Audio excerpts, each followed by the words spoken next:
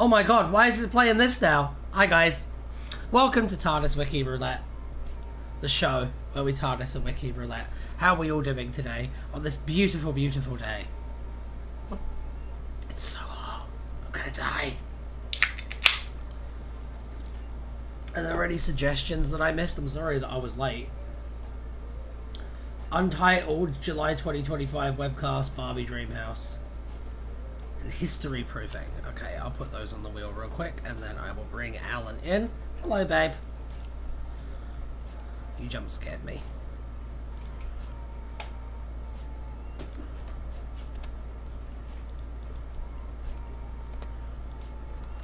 Okay, cool. Those are all in there, Xavier.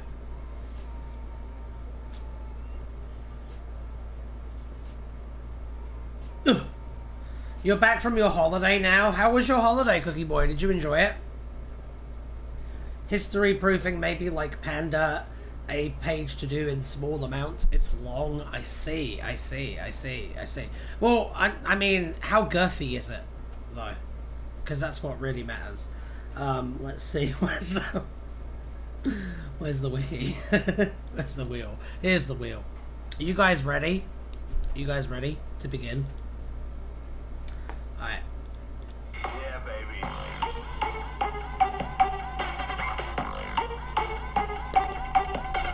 We love girth here. Over 100k bites? That is some girth. Now I have to say this, but there's a little bit of Casella in between my teeth, so give me a second. I'll get up a word count soon. Sick. Okay. Here we go.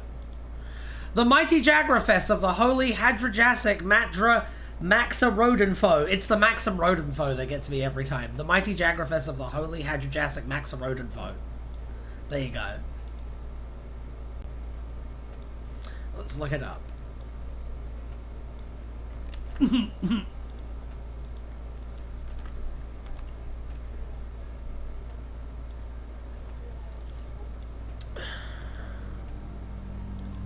Alright. The mighty Jagrafess of the holy Hadrajasic Maxim Rodenfoe, also shortened to the Jagrafess, also called the Editor-in-Chief, or Max, was a pseudopod creature and the overseer of the editor, and the secret controller of Satellite Fiv in 2000 whatever.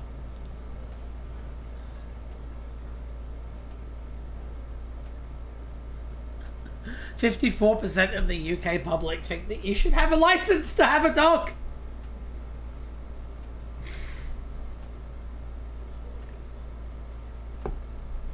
Also, the percentage who think that directly correlates with age are all of them 54. Nah, Joanne. I'm going to assume that's what you mean by that. That's insane, though. The Jagrafess was put in charge of the Ursat's fourth and great bountiful human empire in the year 199,909 by the Dalek Emperor, as a pawn in a stratagem spanning several hundred years. Away from his home planet, only a facility like Satellite 5 could produce enough cold air to sustain him. If no cold air was supplied, the Jagrafess would overheat and explode spectacularly.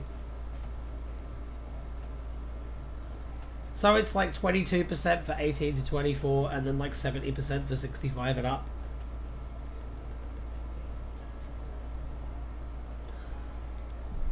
That's so dumb.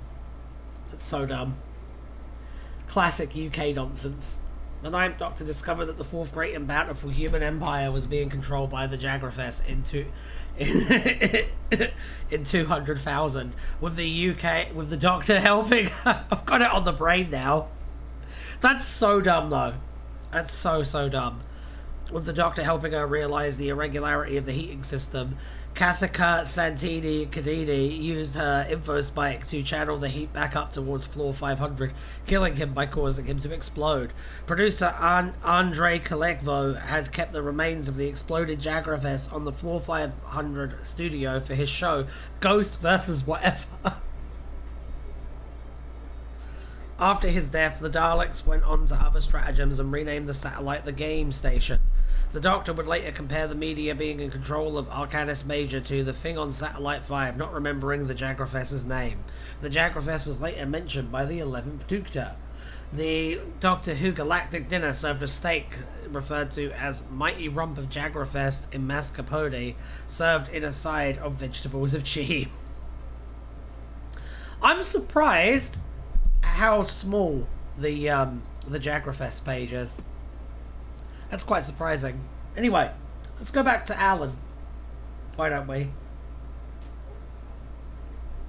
Statistically, that means at least one of your viewers supports dog licenses then. Who here thinks that you should have a license to own a dog? Tell me.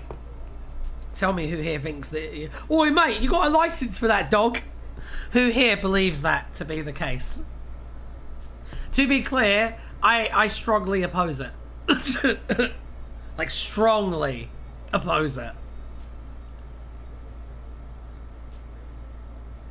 I may need more context, but the idea doesn't seem entirely absurd. Well, alright, so think about it this way, Xavier. What you're actually talking about with a dog license is a shovel to dig all of the poor people out of having dogs.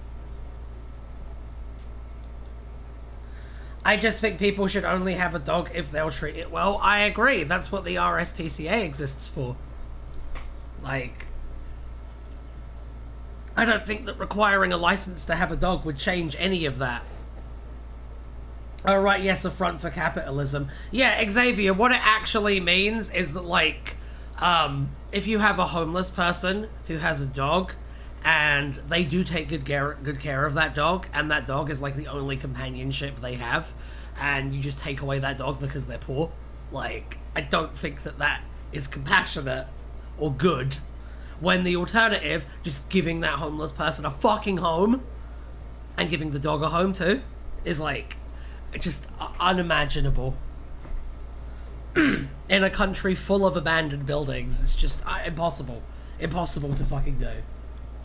So yeah, I'm opposed to the licensing, because I understand what it actually is. Yeah, this doesn't surprise me, actually. Homelessness did come to mind with this discussion. You always gotta think about the person who is most vulnerable and is going to be most affected by it first. Oh yes, according to Public Code 6, subsection 4A, your terrier must now be killed for having a license. That is also a really good point as well, is that, like, unlicensed dogs just get killed. So it's not compassionate to the dog. Abandoned buildings. My area has a fucking tiny amount of abandoned buildings, despite how it is so built up. And there's lots of places that have tons of abandoned buildings. And you know what else there are, Xavier? There's a lot of homes in the UK that are not lived in by anyone. They're owned by, like, housing firms and, like, corporate landlords and stuff, but no one lives in them. Like, I think there's hundreds of thousands of unoccupied homes in the UK. I'm going to be taking a break, but you'll come back at some point. That's okay, Craig. So, wait a minute. Ideally, licensing and regulation are good because they're standards, but often they're red tape that hurt the worst off among us. So you have to think about the specific instances about licenses and regulations in the real world. Often still good, but can be overused. Yeah, I am, like, pro-regulations and licensing. I just understand that in this specific instance, it's going to be used as a cudgel to beat the poorest and most vulnerable, and not for its intended purpose.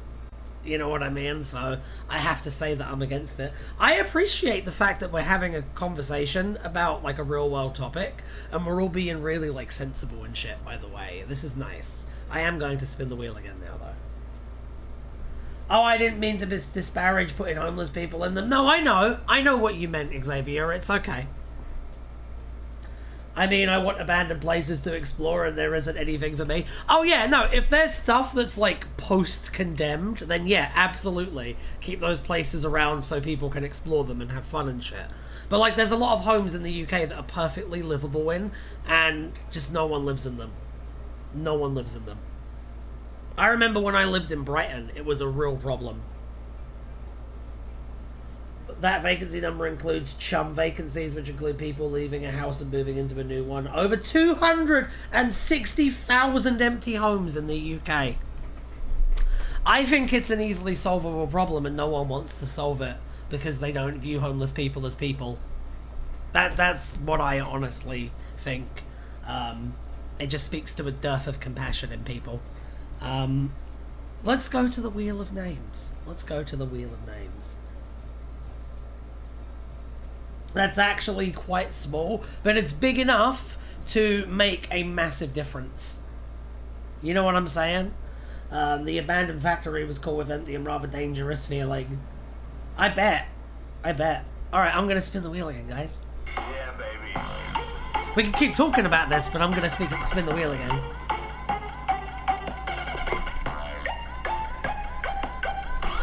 My question is, when is Ian gonna come in and be like, I think homeless people should be burned as fuel? When's that gonna happen? Thank you for jumping in with the info, by the way, Stephen. I really appreciate that. That's very cool of you. Millingdale! We're looking at Millingdale! Ice creams!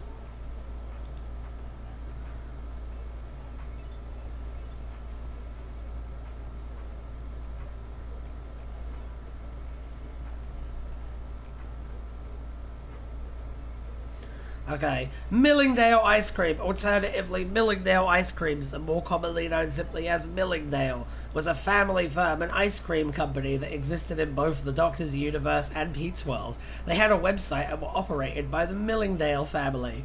Millingdale's main products were naturally ice cream, for which they served numerous flavors, as described in the R Flavors page of their website. It made me realize how alone I was and how if anything happened to me and nobody would know. That's a cool feeling. Sometimes it's terrifying. Sometimes it makes you feel so like alive and free though. The ice cream was served in cones with their logo featured vertically along the side. When the ice cream was packaged, the packaging detailed which cow's udders were responsible for the tangy dessert. Flavors supplied by Millingdale included traditional flavors such as vanilla, chocolate, and sprout. Have we done this before? I feel like we've done this before. Like recently as well. Although they also offered a number of choices for the more sophisticated palate. Other flavors included Golden Age Delight, Christmas Surprise, Hemrick Surprise. Yes! Ian Levine, we must make more people homeless with AI.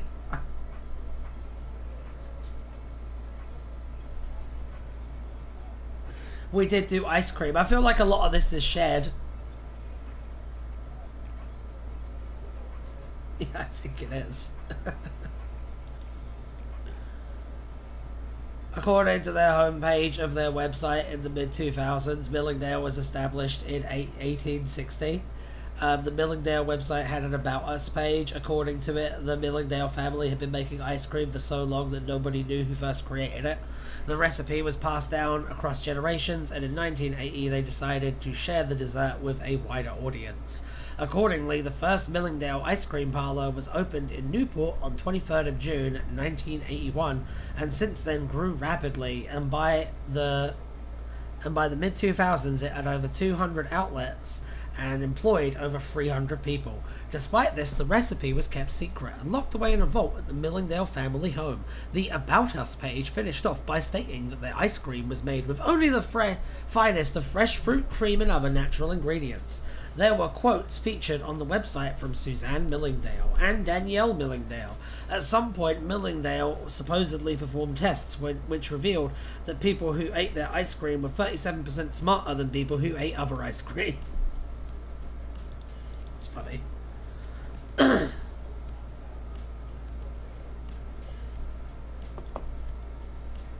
Cows owned by Millingdale in the mid-2000s included Arthur, Beatrice, Johnny, Damien, Millicent, and Dalmatia, while fruit trees owned by them at the time, Old Faithful, Old Yeller, and Rotten Old Shrivel Fruit. Their disclaimer page depicted a Millingdale employee giving ice cream to a customer. By this point, Millingdale had a brief jingle which they at least played on their website's homepage. In London, there was an advert for Millingdale at the time of the Dummy Massacre. Homemade ice cream made by Millingdale was sold at the Lancelot Cafe, a part of the Leamington Spa Lifeboat Museum, which was apparently local to Millingdale. This was advertised under the Lancelot Cafe header on the Leamington Spa Lifeboat Museum website's What's On page. In Pete's world, the readers of Defending the Earth from the Doctor's Universe went to the Millingdale website to look for the secret of Hemrick's surprise, finding the secret password Gemini 12 in the description of their ice cream flavor Hemrick's surprise. The reader's correspondent Chat Guest 1 also had prior knowledge of Millingdale. In the Doctor's Universe in 2007, there was an advert for Millingdale in Victor Kennedy's copy of the Daily Telegraph. The Millingdale Company originated from the tie-in website Millingdale, one of many websites created by the BBC in 2006 to promote Series 2 of Doctor Who. However, the world-building of the site is complex due to its relationship to other contemporary websites at the time. Fiction on the site, such as Our Flavors, references both the Doctor's universe and Pete's world without a distinction or explanation, meaning that a website that exists in the Doctor's universe makes mention of Hemrick and Son, a company that only exists in Pete's world. Its counterpart is Hemrick's department store, and vice versa. I've got to be honest, not the most exciting page. Hopefully we can get it. A certain number of units have to remain vacant at any particular time in order for people moving in and out of units to do so in an orderly fashion. These are chum vacancies. Okay, but what about the homeless people, though? Because they're more important than that. Like, a human life is more important than someone wanting to play the property game. So, like, what do you do about that? You know what I'm saying? Because I think just give homeless people those houses is a really elegant solution. Do a page on explosions. Alright. Let's go. Let's do this. Yeah, baby.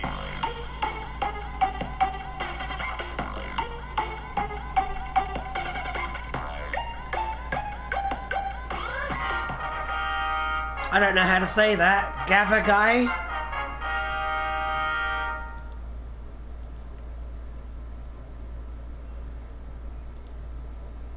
Alright, we're gonna put this guy in timeout for 24 hours. I saw him pop in.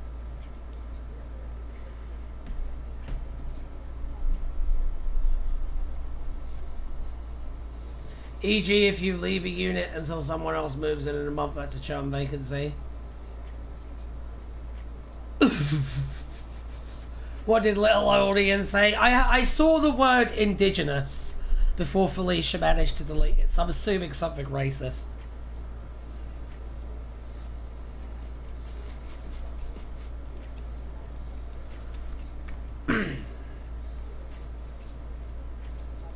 Gather guy doesn't have a page, unfortunately.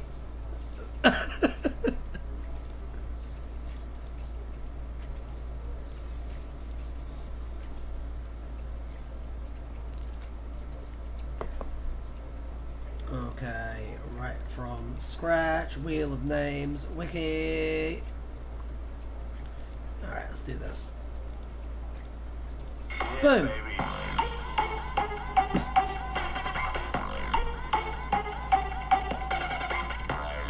History proofing has 15k words.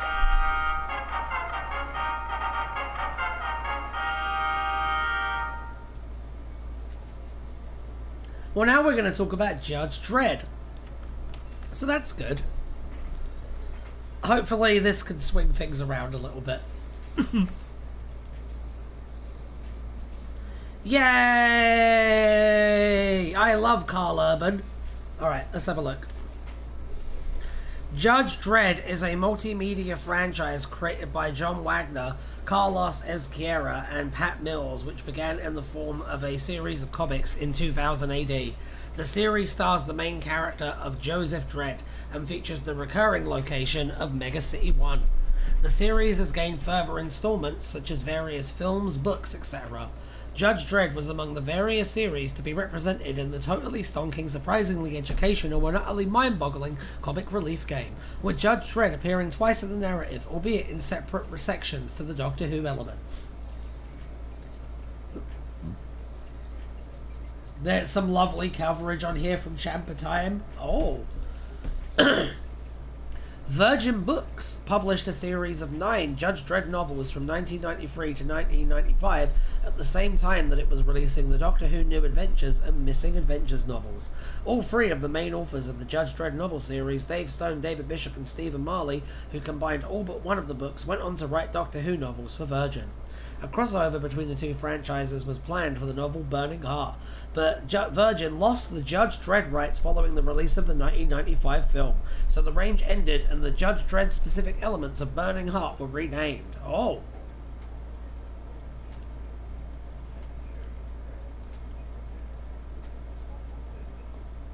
Champ is a prominent editor and admin for Context, has done wiki work on some obscure stuff which I find fun. I think that's fun too. Well, big up to Champ for this page.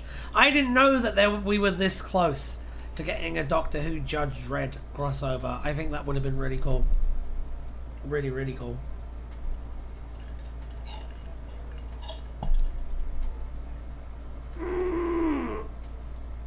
Alright. Let's take a look.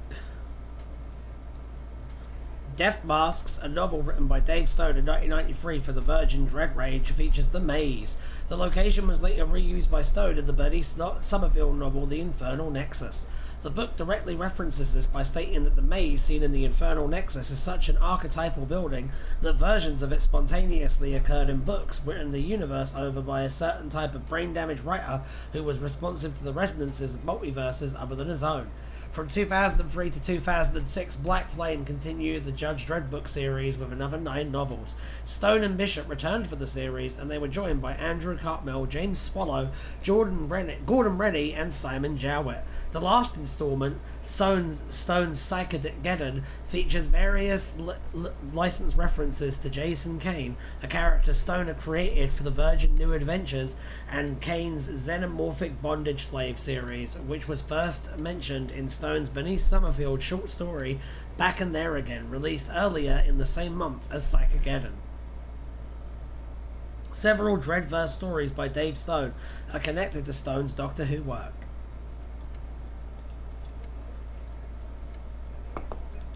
Alright, we got a list here. I'll read the titles out. Armitage, Masquerade, The Case of the Detonating Dowager, that sounds great.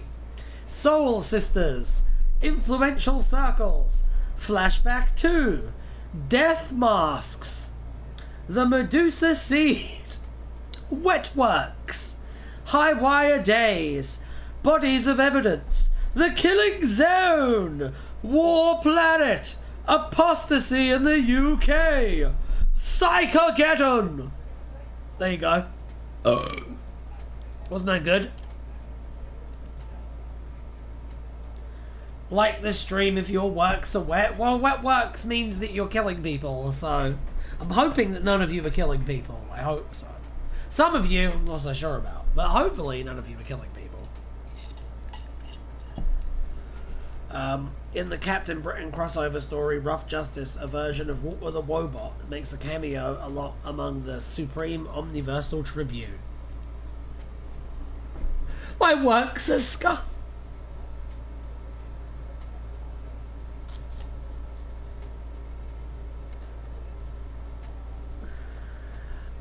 I got that joke, Najawin. I know what that is.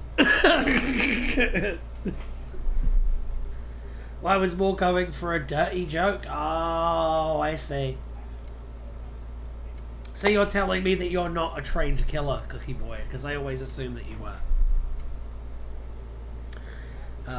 The Citadel Miniatures line of Doctor Who miniatures released a Temporal Marauders set of 3 miniatures, which were human-resembling sci-fi soldiers with guns. These models were repurposed for their Judge Dredd line, which they've been low-ranking lore officials say security, City Def, and City Def machine gun. Well, that too. Alright. Oh.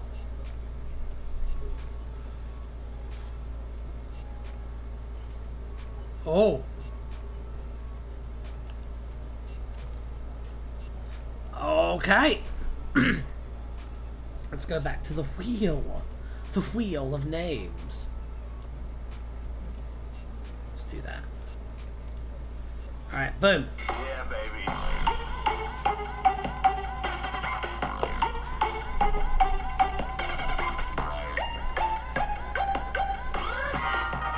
Millingdale! Again! Fuck! What is with today, man? Who up skunking their works right now? For real, for real? Are you a Skunk Works alumni, Najawin? Do you make missiles? And drones? We may have done this. Millingdale, we may have done this, yes. Yeah, baby. Who up dreading they judge?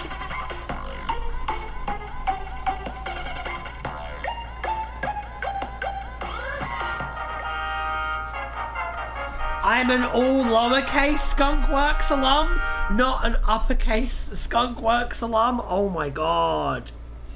Oh my god. It all makes sense now. Everything adds up. Skunkworks as a way of life, not a company.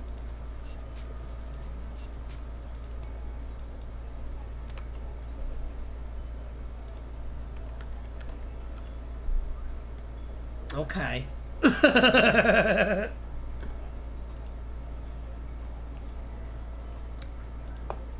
Okay, let's see.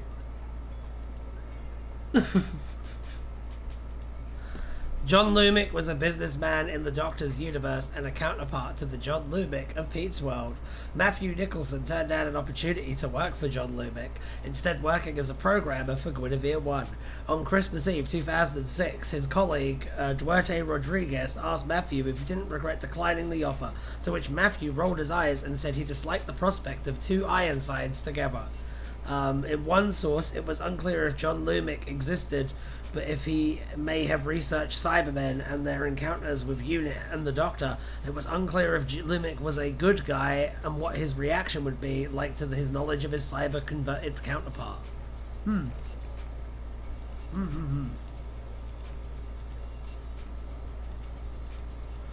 Okay. Let's see. Boom. Boom. Yeah, baby.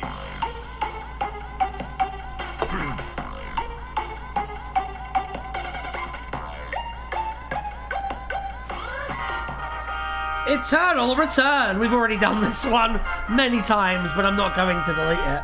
To be honest, the TARDIS Wiki team in general is skunkworks as fuck. That's terrifying. That is scary to me.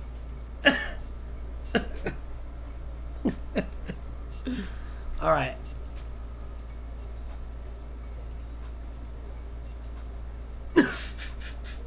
We're gonna have to spin the wheel again.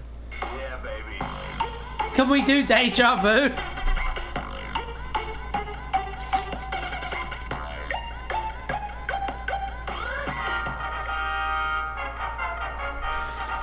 Department of Construction.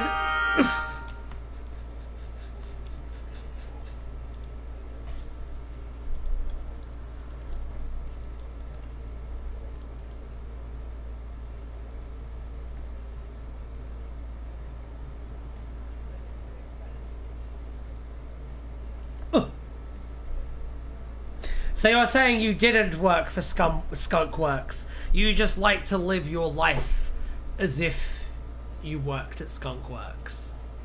And that's your grind set. Is that what you're saying? I'm trying to understand. Like what you're getting at. Because I'm stupid. Let's see, Department of Construction. Is there one for Department of Construction? I'm not seeing it. I'm not seeing it. Okay. We might have to spin the wheel again then. That's a shame. I hate when that happens.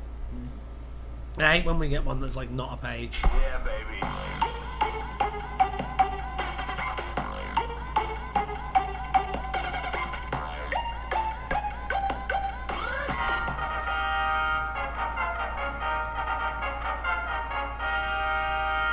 Eggnog!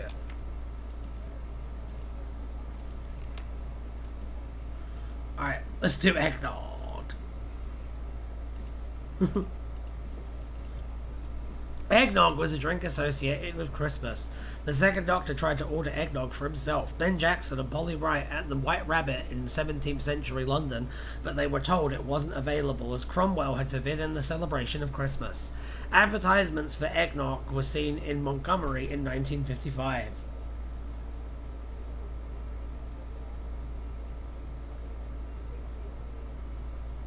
Okay. Let's go back here.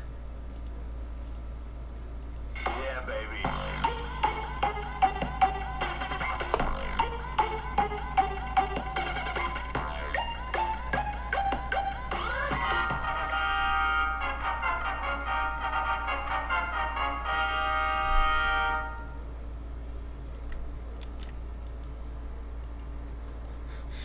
No!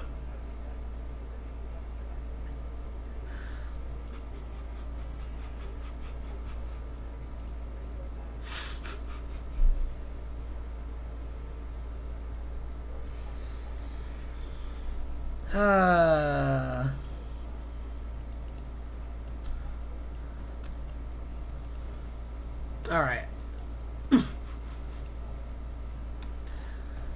In a parallel universe known as Germania, I don't know Roman numerals.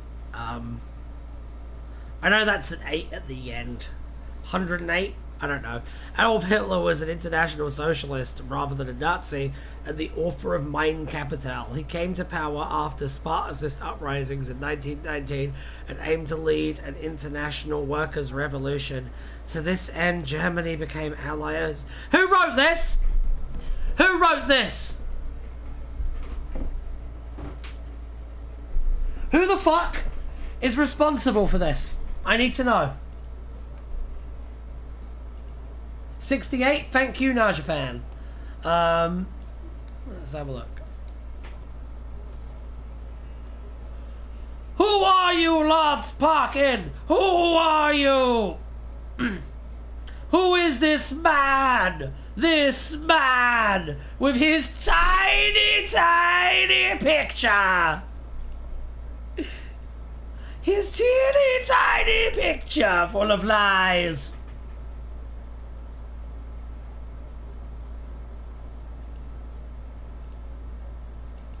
That actually made me angry.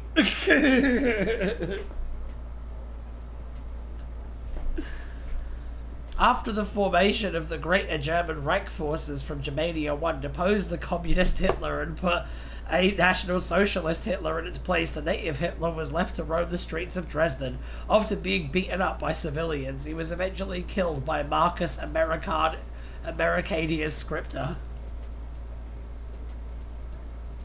He wrote a lot of communist EDAs and stuff. Some absolute nonsense, man. Jesus.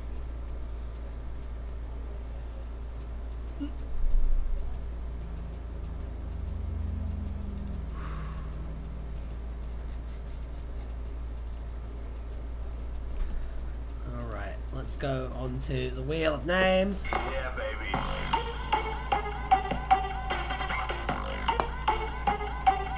He's treated as an aberration. He's still, like, evil. I get ya. Jimmy Carter. Let's take a look at Jimmy Carter. Why don't we?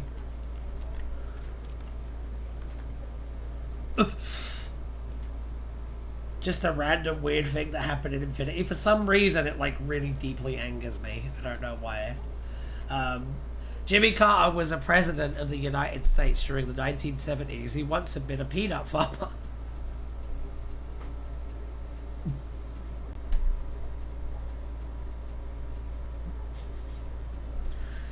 It's funny. Carter began his career as a peanut farmer. At some point in the 1970s, Carter was elected president. Karina Telesar claimed that since the time of President Carter, nuclear codes were implanted inside a loved one of the president. They would have to kill their loved one to use the codes. This was established following a summit with Soviet Premier Leonid Brezhnev. That's funny. A study conducted after the Carter administration found that when confronted with indisputable evidence of alien life, the reaction of most Americans would be one of awe and quiet contemplation. He was eventually succeeded by Ronald Reagan, his indirect successor from the 1990s. Tom Daring once speculated that either he or Reagan must have been secretly constructed Station 9.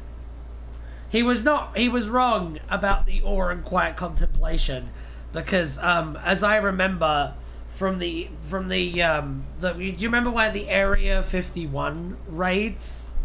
Do you remember the Area 51 raids? Content warning, by the way, but during the Area 51 raids, all those people, the main prevailing narrative about what to do if we found aliens was either murder them or essay them. That was the main thing that people were saying they wanted to do if they found aliens. So I think that I don't think that Jimmy Carter was right about that one.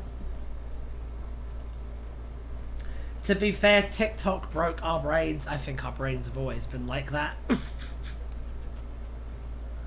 I just wanted to find out if the aliens were chill. I think that most aliens are chill, Cookie Boy. I think that if you met most alien, like advanced alien life forms, I think they would have to be very chill. I think that because if you met an alien life form, then they would have had to have got to a point, not just technologically, but like socially and as a civilization, to where they could achieve interstellar travel. And to be honest, like if you were like a colonialist alien species, there would be no benefit whatsoever to conquering primitive planets. Only if they're far away from their sun, Emmanuel Kant.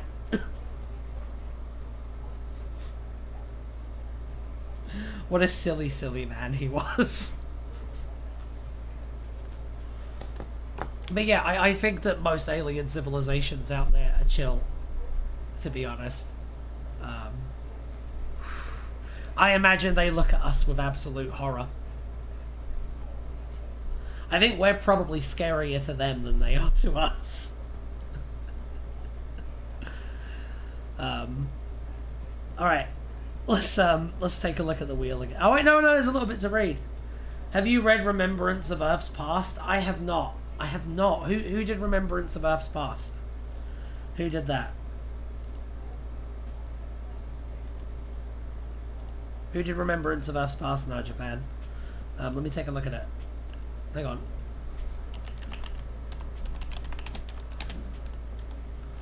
Let me take a look.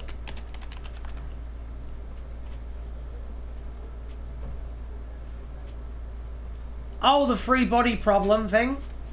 Is that what you mean? Hello. Yes. Thank you. A coffee materialized in my hand because of Felicia. It's perhaps the most Chinese sci-fi series I've ever read. Would you recommend it? Because I've really been thinking about giving it a go. Magic-free coffee, yeah. Would you recommend it? Because like I've really been interested in checking it out.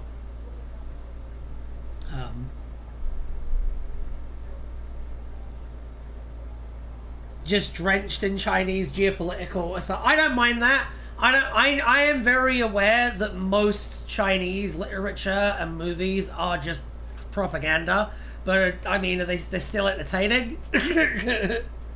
Like, I love the movie Ip Man, and that movie is bullshit.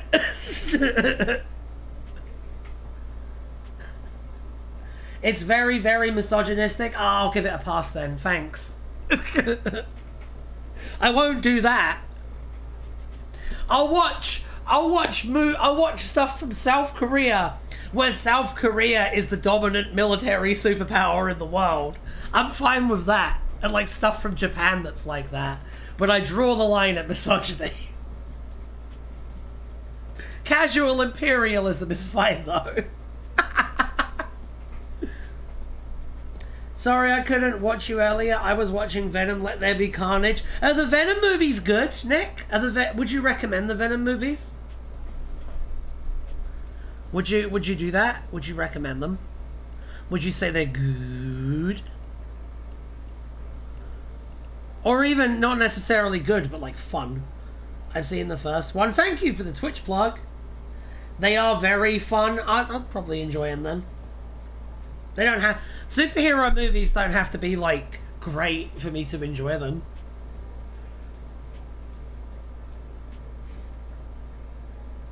Like, the translator had to do a massive rewrite on dialogue in the first book, apparently, because it was a woman doing a man-hating screed. Oh, no.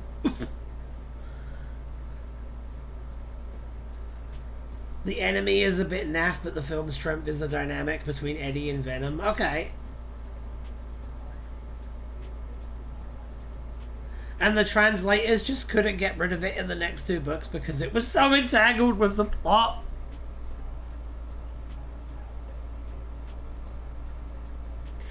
Have you read 90s anti-hero Venom? It's that in oh my god, is it like Lethal Protector? Is that what the Venom movies are like influenced by?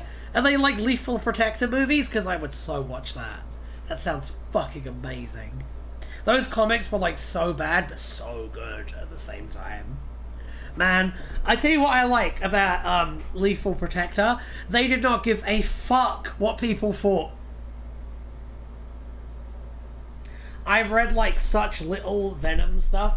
Well, so there was a period, Xavier, during the 90s after Venom like was kind of retired as a Spider-Man villain and replaced with Carnage, where they turned Venom into an anti-hero and kind of made him funny, but like not in an obnoxious Deadpool way.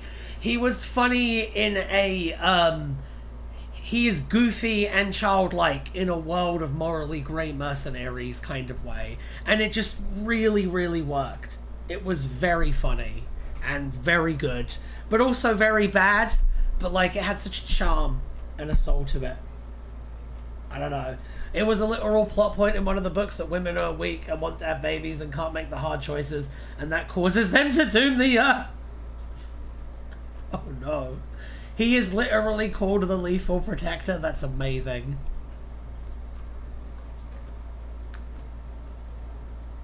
My main area of Marvel's output is X-Men. I'm sorry. My favorite character in Marvel is Captain America, and I know that Captain America is an absolute chode in X-Men. So they literally give him a different personality whenever he interacts with a fucking mutant. I swear. The second one is literally a romantic comedy between Eddie and Venom with all the tropes and Babe, we're watching the Venom movies. Sorry. I like X-Men, so it's not the worst. I like X-Men too. I like X-Men a lot. We've been watching the 90s X-Men series recently. I've been really enjoying it. We just did the one where Magneto takes an asteroid and moves all of the mutants to it. We just did that one. That one was pretty fun. Okay.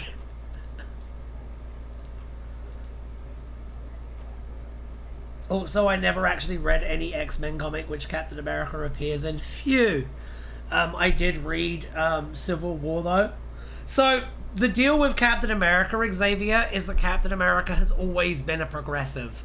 Like, even when he was fighting in World War II, he was a modern day progressive in terms of his actual beliefs. Whenever Captain America shows up in an X-Men story, they make him a Republican. Essentially. So it's always kind of a little bit rough because they have to have someone represent like the American government and be a stand-in for the American government, and they have to have someone kind of like be the pushback against the X-Men, but like it's It's always so naff whenever they do it, man. It's always so bad. I'd watched X-Men 97, but I didn't have Disney Plus, so alas. I've heard they do it in that. I've heard they make him a dickhead in X-Men 97, and I'm not happy about it. That's what Iron Man is for. Just have Iron Man do it, man. You expect it from him. Okay, let's spin the wheel. Yeah, baby.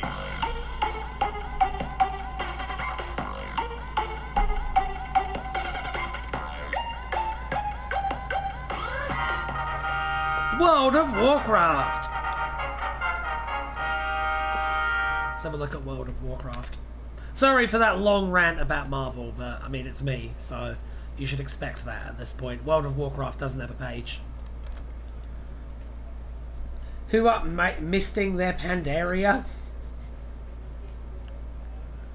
Okay.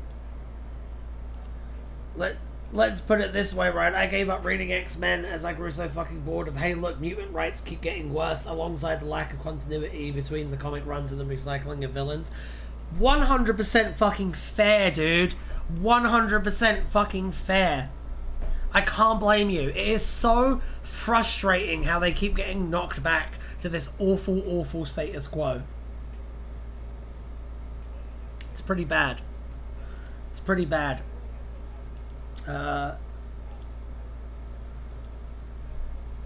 Xavier, 2 words, Krakowiday.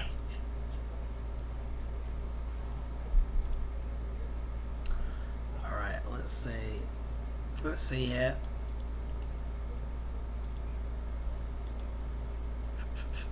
Did we look at the last one? We did, it was World of Warcraft.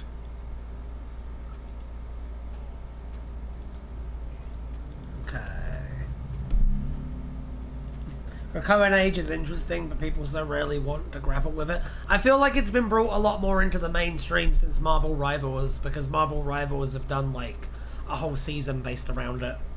So I think a lot more people know about it because of that.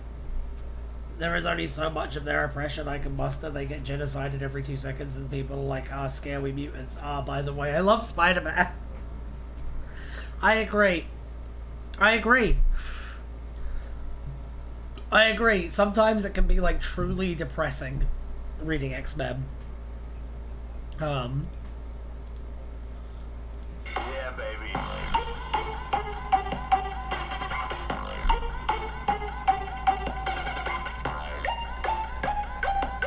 How are people so sure Spider-Man isn't a mutant? Wasn't there an X-Men story where Spider-Man tried to join the school and they kicked him out because he wasn't technically a mutant?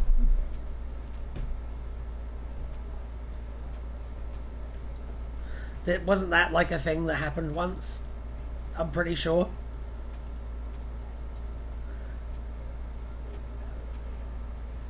I mean, it's actually treading new and interesting political commentary from the rest of X-Men, and it's sort of ignored because it makes people uncomfortable. I see. He was pretending to be one in House of It.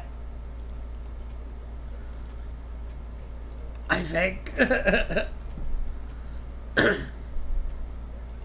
King Arthur of the Britons. And not even depressing in a good... no, it's not even depressing in a cool Daredevil way. I agree, Xavier. No, I agree. It's depressing in an evil neoliberalism way. I completely agree. Professor Xavier Llewellyn, I'm a mutant, let me into your schools. I think it would be interesting, like, in X-Men, for them to be like, for them to actually win the fight for mutant rights, and then be like, well, we've won the fight for mutant rights in America, but the rest of the world's still fucked. And now it's getting fucked in America again. Sometimes it's fun because they fight aliens. I enjoy those. I also think that it creates a bit of a problem because X-Men and the rest of the Marvel Universe just don't really gel because, like Xavier said, like, it's really weird because people in the Marvel Universe love superheroes, But they fucking hate mutants. Professor Xavier Llewellyn, I'm a mutant, let me into your school.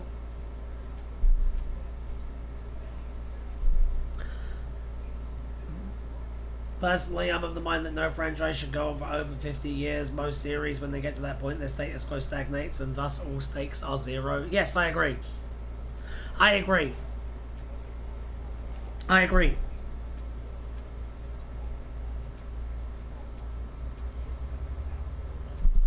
No characters can be killed off because they must return for more stories. Doctor Who has this problem. I can see it. I can see it. I think Doctor Who has a problem managing itself, though. Like, Doctor Who, what I'll say about comic books is that up until fairly recently, they have bothered to develop and put out new stuff and not rely entirely on the old stuff. Like, I have noticed a lot of stagnation at the same time. Like with Batman, a really good example, I think, is Batman. Who is the last Batman villain to, like, actually successfully enter his, like, A-list of rogues? I would argue it's Bane. I think Bane is the last one to really pull it off. I wouldn't count Harley Quinn, because Harley Quinn is barely a villain most of the time. Harvey Quinn.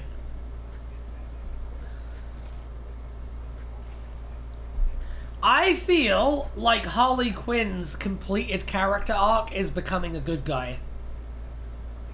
Wasn't she from the 90s? Harley Quinn and Bane are both from around the same time. And were produced by, like, people who were talking to each other and, like, friends with each other. I know you meant Harley, but Harvey Quinn is funny to say. It wasn't meant to be at your expense, Xavier. She is now. I think that makes sense, though. I think Harley Quinn should end up becoming a good guy. And I think sometimes a character's journey should be allowed to end. And should be allowed to be complete. Like, I honestly think that Dick Grayson should have become Batman permanently during the Grant Morrison run. I think that should have just been it, to be honest. Just make an Elseworlds where Bruce is still Batman to keep those people happy and actually let the franchise move forward a little bit.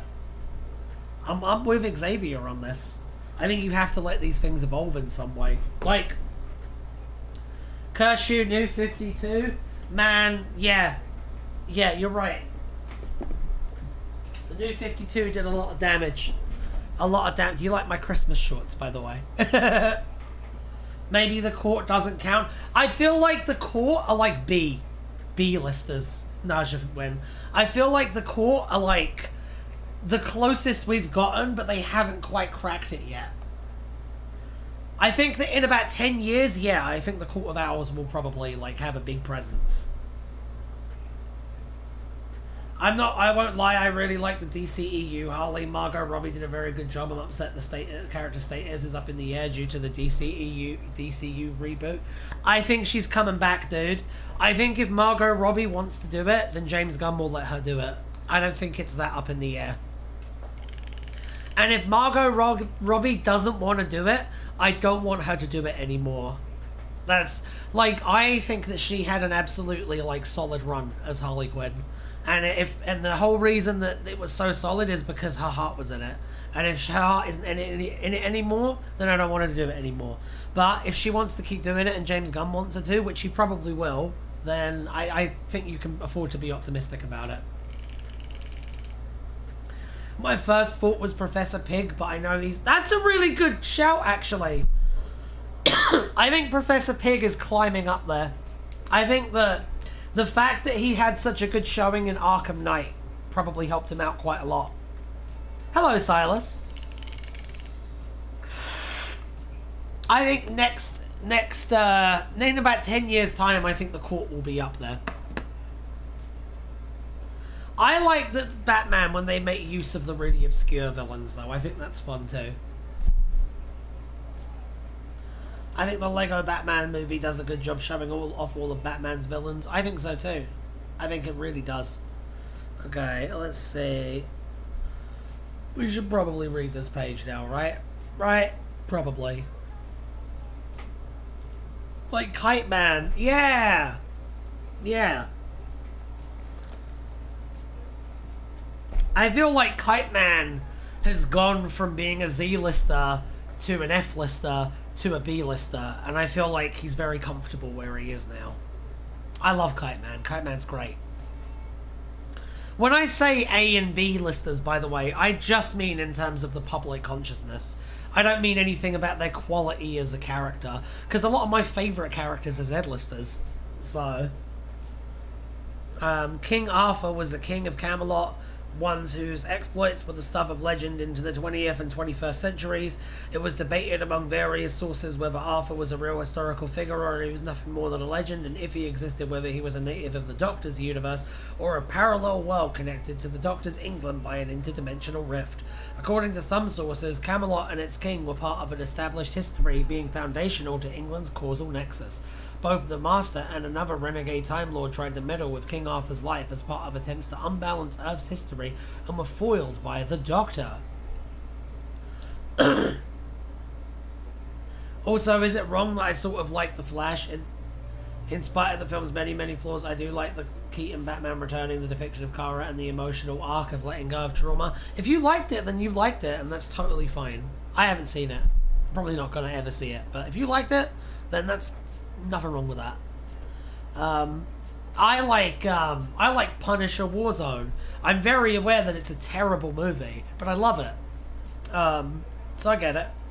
The Eighth Doctor once landed with his TARDIS in a castle which turned out to be Camelot, where he was... I like it for much simpler reasons than you. I like it because there's a bit where the Punisher punches someone so hard that his head explodes. And there's another bit where a guy is doing parkour and capoeira, so the Punisher just shoots him with a rocket launcher, and I thought that was pretty funny too.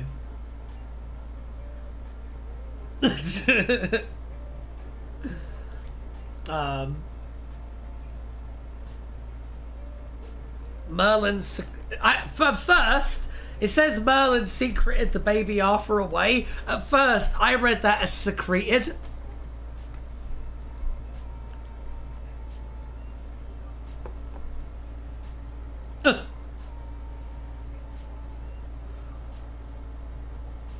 I like Birds of Prey. I know Birds of Prey got like absolutely eviscerated when it came out, but I think Birds of Prey is a good movie. I enjoyed it a lot. That was a Harley Quinn one. Even though they butchered one of my favourite characters, I did like it.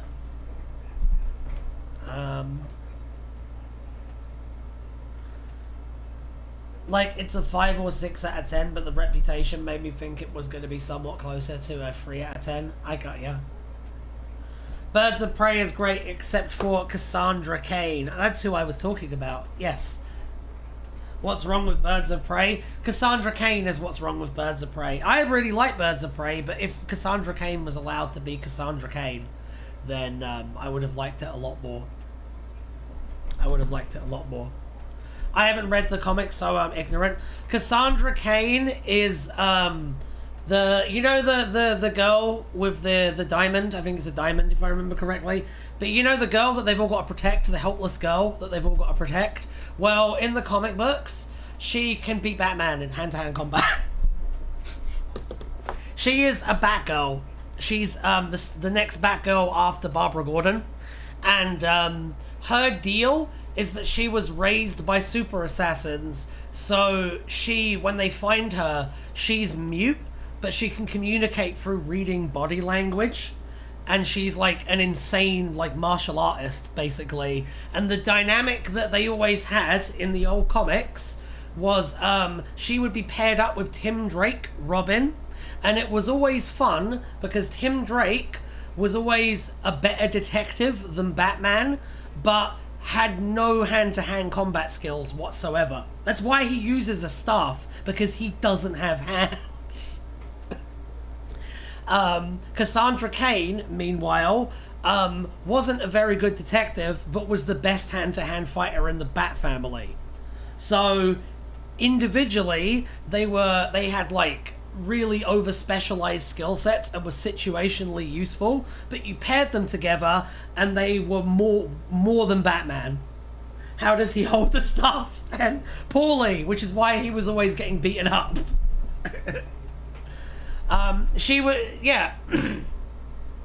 So they erased her capabilities, they erased her disability, and they basically made her a totally different character for the sake of the Birds of Prey movie, when she could have just been a random girl.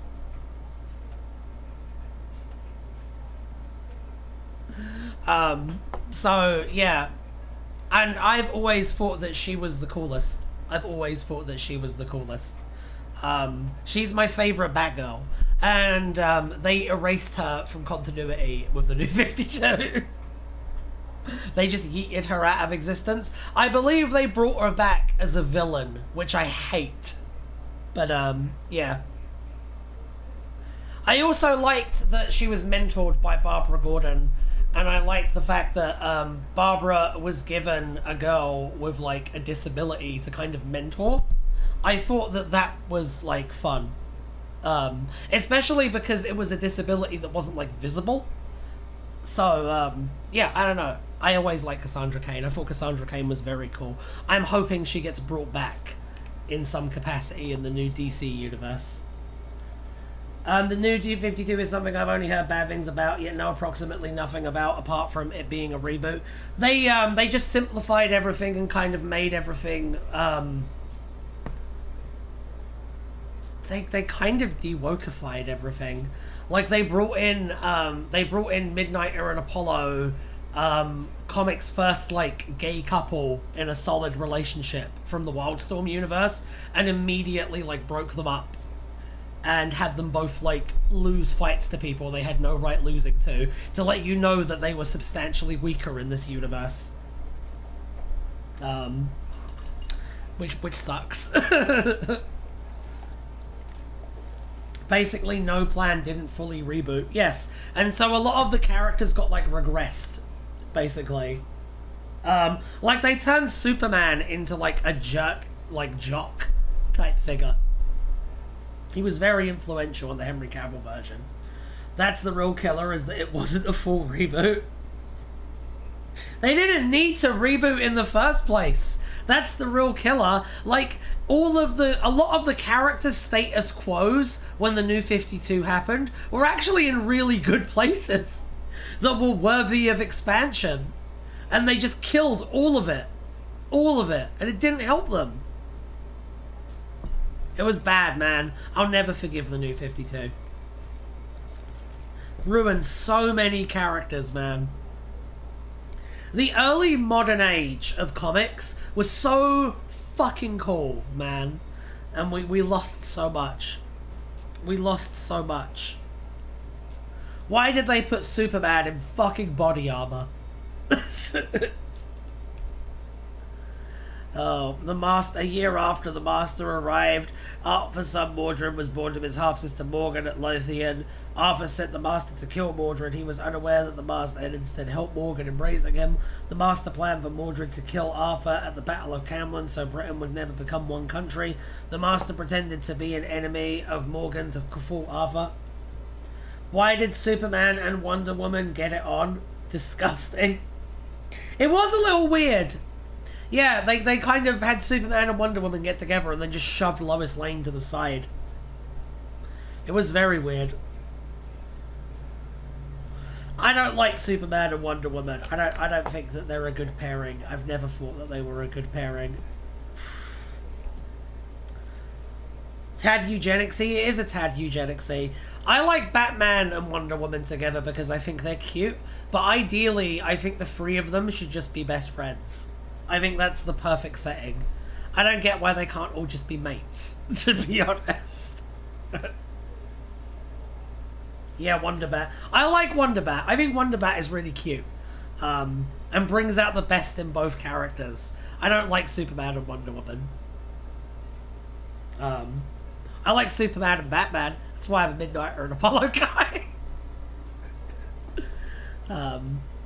But generally, I think they should be friends. Like, when Batman gets introduced into the new movie universe, I want it to be established that him and Superman are already mates.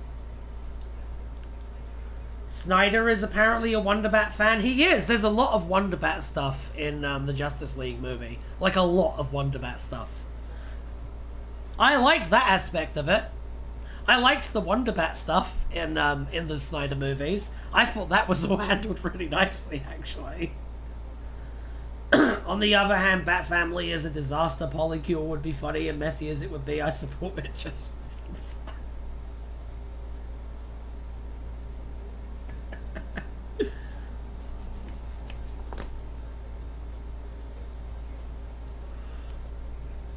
Alright, let's see. Arthur was king of Britain in the 5th or 6th century. As king of the Knights of the Round Table, Arthur continued to take Merlin's advice and sent his knights on various quests defeating otherworldly threats. Just keep Bruce away from Babs and we're solid.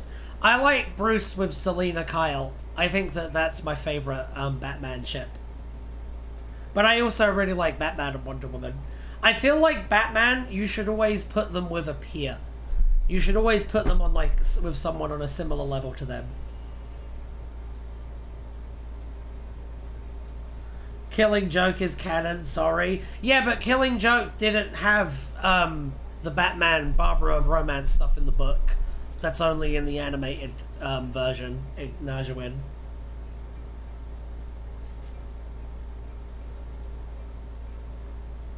Subsequently, the only time I've seen Batman and Superman interact in Snyder's films are Lego cartoons and memes. Nah, alright, so Batman and Superman should be like best friends, basically. Batman and Superman should have like the utmost respect and love for each other. And that should also extend to Wonder Woman as well. That's how their dynamic should be. Oh, I gotta read The Killing Joke. The Killing Joke is really good. The Killing Joke is really good. Bruce got Babs pregnant in the DCAU.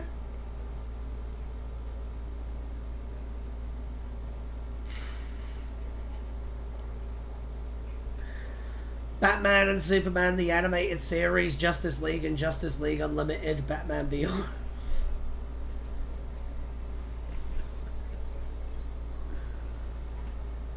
Oh, you're talking about No Man's Land, Xavier. The earthquake in Gotham? Yeah. I really like No Man's Land. I think No Man's Land is excellent.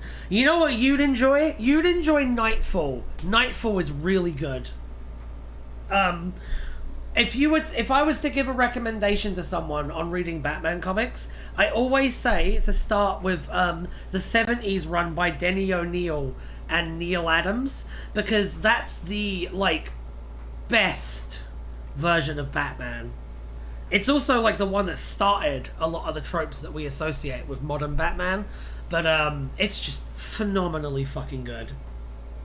And they're all episodic adventure stories. I did read that one comic where yeah, it's really good. Static Shock is good. Static Shock is really good.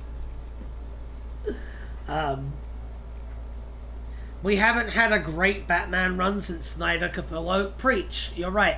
Snyder Capullo was the last really good Batman run. I like the Grant Morrison one more, but Snyder definitely had the chops. It was very good.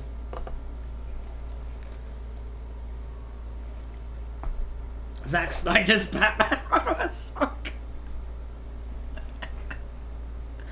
Stop trying to rage bait, Najawin.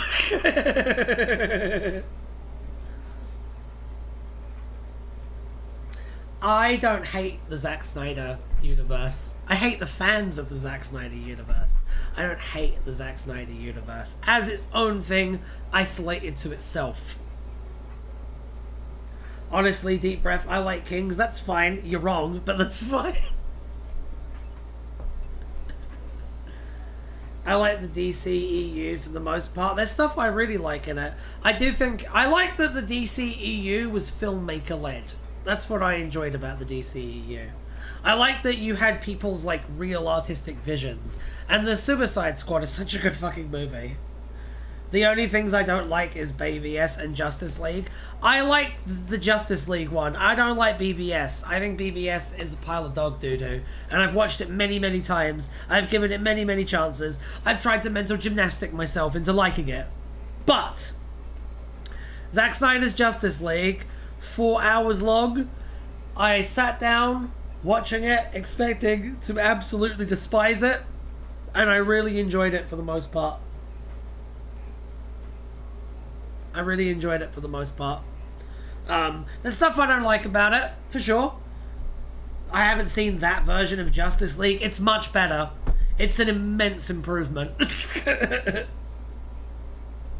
I think that the thing about the Justice League movie, Xavier, is that, alright, so watch it in 2 chunks. Watch the first 2 hours, then watch the second 2 hours, because that's literally how you're supposed to.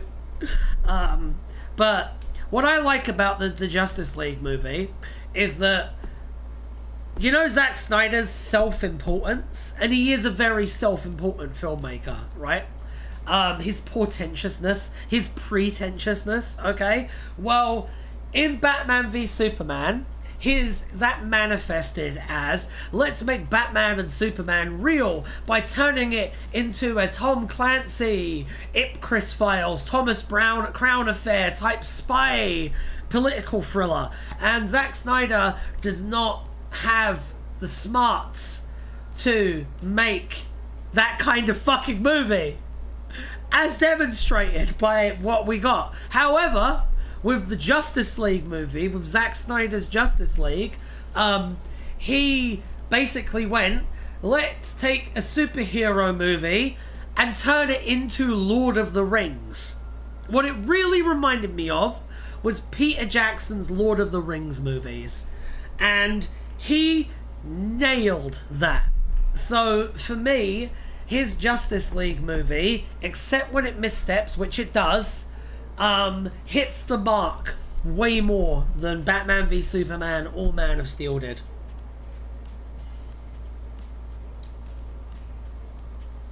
Zack Snyder's Justice League is just big epic superheroes punch. No, it isn't. No, it isn't. No, it isn't. I'm gonna defend him now. No, it isn't. Zack Snyder's Justice League is trying to translate superhero stories into like a mythic quality. That's the goal that he's trying to do. He doesn't succeed, but that's what he is attempting with it. He is trying. No, I mean, it's a good thing. No, the action in it is absolutely spectacular, and the superheroes feel like mythic figures, like they feel like gods walking among men. And I have never seen a filmmaker capture that feeling better than that movie does. So I will give him daps for that. And it's not my favourite take on superheroes. I don't think they should necessarily be portrayed that way. But if that was what he was going for, he nailed it. I agree, but I don't like that feeling. Fair. I'm not the biggest fan of it either. I'm much more of a James Gunn guy. I like superheroes as flawed human beings who are muddling through a flawed, corrupt world, but somehow, through all of that, find goodness. I think that the hero part of superhero is more important than the super part. I think that teaching people to celebrate kindness and goodness is the actual point of superhero stories. So, I mean, yeah, I don't like it either. From what I've heard, I'm going to really enjoy the Superman movie. From what I've heard, it nails that. And I've noticed a lot more people talking about Hope lately. So, seems like it did its job a little bit. I really like Scooby-Doo. Daphne's power upgrade was very necessary for the jump from cartoons to live action.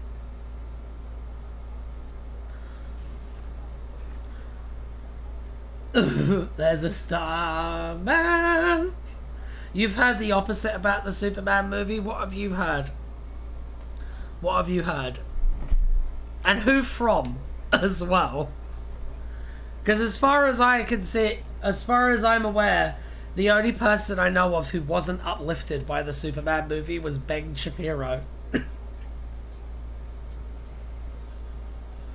So, well, what was the issue with it? Arthur was king of Britain in the 5th or 6th century. As king of the Knights of the Round Table, Arthur continued... Not Shapiro, no. Arthur continued to take Merlin's advice and sent his knights on various quests defeating otherworldly threats. After Agravain prevented the Morkaliac entity from being truly slain through his recklessness.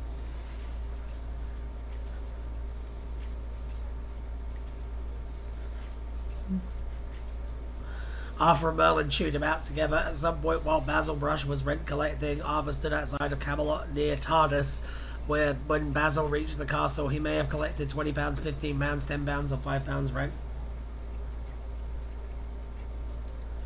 I've heard Gunn tries to do this, but it's so difficult to remove the Nietzschean impulse from Superman projecting yourself into him that he's unsuccessful, so it becomes sketchy in spite of Gunn's attempts.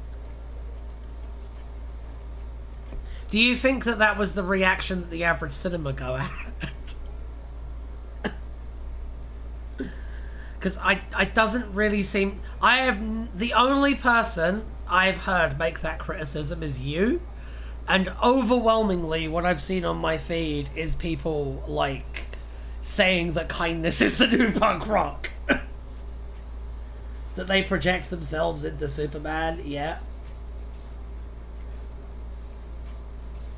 I recognize that name due to the lady from Philosophy Tube.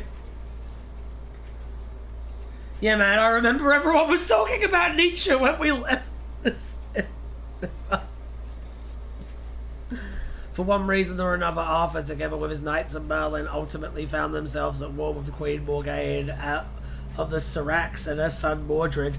Though he was killed at the Battle of Camlan, Merlin placed Arthur's body and Excalibur in a dimension-crossing spaceship and hid it at the bottom of Lake Vortigern near Carbery in rural England. Accounts differed on whether the Merlin who did this, who was a future Doctor relative to the 7th Doctor, was the 8th Doctor, or the different incarnation further off in his future.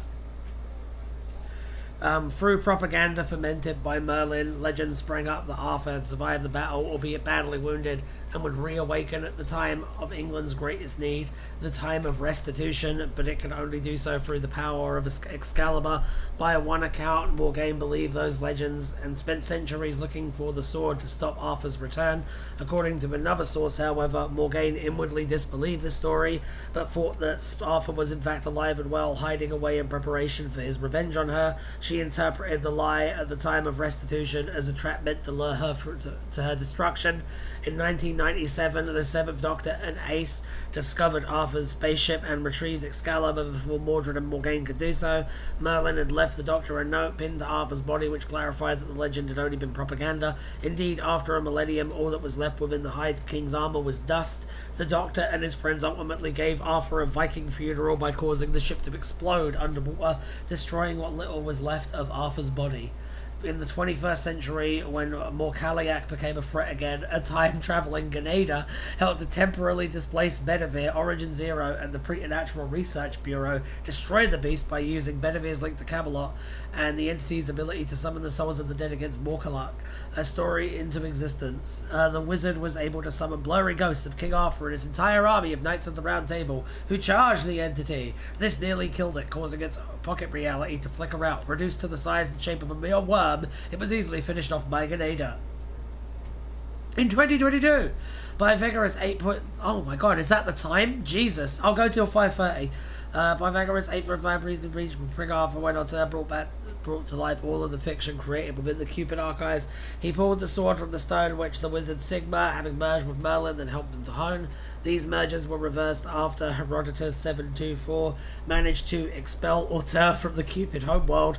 Bedivere cried out for Arthur when he held the dagger at a member of Beltane in 2019. Another version of Arthur existed in the distant future. In Rome first he was known as Artorius, and like Concuthasta, he existed in the history of Britannia in all of the known worlds.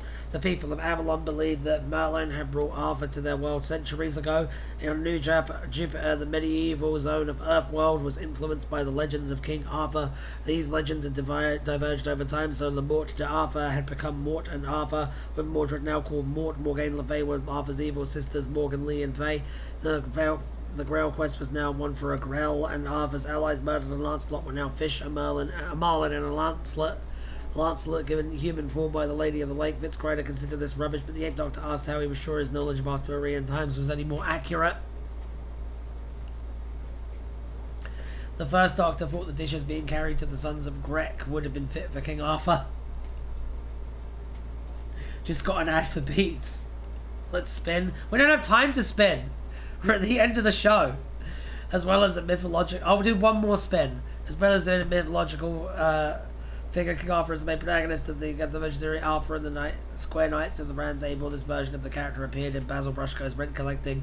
William Squire played King Arthur on Broadway in the stage musical Camelot. Stephen Price, unproduced script in the 1920s, was based on the Arthurian legend of Sir Gawain, the Fisher King, and Before the Flood is named after the eponymous Fisher King in Arthurian legend, who, like the Doctor Who character, is in need of aid to be restored. Okay. Let's do one more spin then. One more spin. Because I'm nice. Alright. Go! Yeah, baby.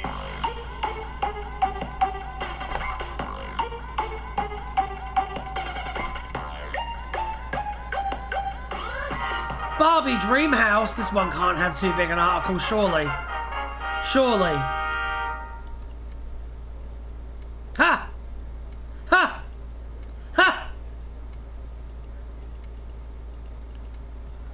Remember when Barbie came out and everyone was like, oh yeah, Barbie, Barbie, Barbie, and it was like, Barbie's here to stay, and now no one cares. Like, nobody gives a fuck anymore. Do you remember that? The Barbie Dream House was visited by the 15th Doctor and Ruby Sunday in their mission to find the perfect shade of pink. Eventually finding it, the Doctor used his sonic screwdriver to repaint the exterior of the TARDIS pink. The duo left when travelled to the bank of the River Thames in the 2020s. I'm still waiting for Oppenheimer too.